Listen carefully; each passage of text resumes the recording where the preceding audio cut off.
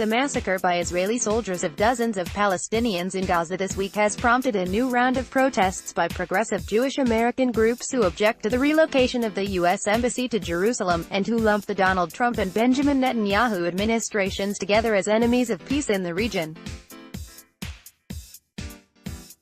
Groups such as IfNotNow, Jewish Voice for Peace, J Street, Jews for Racial and Economic Justice or others began to step up protest activity, marches, vigils and community meetups, in late March when Israeli forces killed 17 Palestinians and wounded at least 1,400 in Gaza. The protest activity has been echoed by influential voices such as the actor Natalie Portman, who last month cancelled a planned trip to Israel to accept the Genesis Prize, saying through a spokesperson that recent events in Israel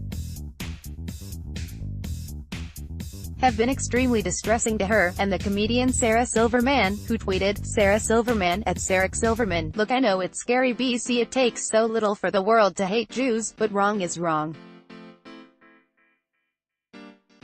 And Jews should stand up and take the lead in saying so.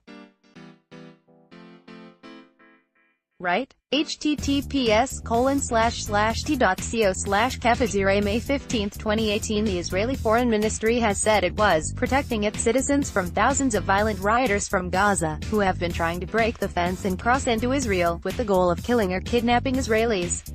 That rationalization was repeated and amplified on Tuesday by UN Ambassador Nikki Haley and by the American Israel Public Affairs Committee, the Anti-Defamation League and other influential U.S.-based institutions. But those organizations are increasingly being taken to task by groups with younger members and different views on what it means to support the Jewish state. The violence that is being committed in our name, the massacre of 50-plus Palestinian protesters Monday in Gaza, we're not going to sit idly by as that's committed, said Ethan Miller, a spokesman for IfNotNow. We are actually going to be taking action and building a movement within our communities to make sure that we are no longer part of supporting the occupation, and our community is actively working against. Rebecca Vilgamerson, executive director of Jewish Voice for Peace, blasted the juxtaposition of the celebratory U.S. Embassy opening, attended by Ivanka Trump and Jared Kushner, and the killing of Palestinians. Monday, I thought, was one of the most disgraceful days in the history of the Israeli relationship to Palestinians, with the celebration of annexation, even as Palestinians, the vast majority of whom are refugees, were being gunned down, just for protesting their basic rights to live in dignity and freedom. Vilgamerson said, "The idea that this is being done in our name, or being justified in our name, is absolutely unacceptable." About 100 protesters affiliated with IfNotNow blocked Pennsylvania Avenue in Washington, D.C. for about 2 hours Monday, chanting, "Stop the violence," and other slogans.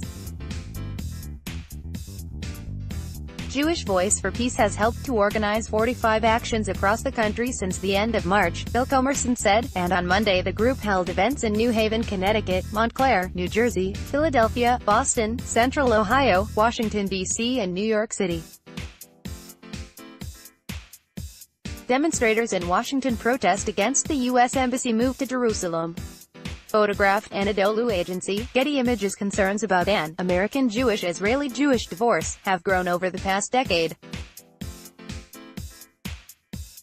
An in-depth 2013 Pew Research study found a decline in attachment to Israel among non-religious American Jews.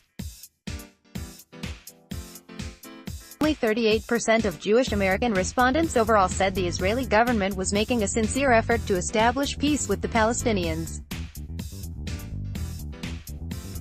For several decades, the Jewish establishment has asked American Jews to check their liberalism at Zionism's door, and now, to their horror, they are finding that many young Jews have checked their Zionism instead, the editor and writer Peter Beinart warned in an influential 2010 essay titled The Failure of the American Jewish Establishment. The progressive Jewish American groups said they had experienced friction with more established groups. Said Vilgamerson, often organizations like JVP get a lot of pressure from Jewish institutions because we are speaking out so strongly for Palestinian rights.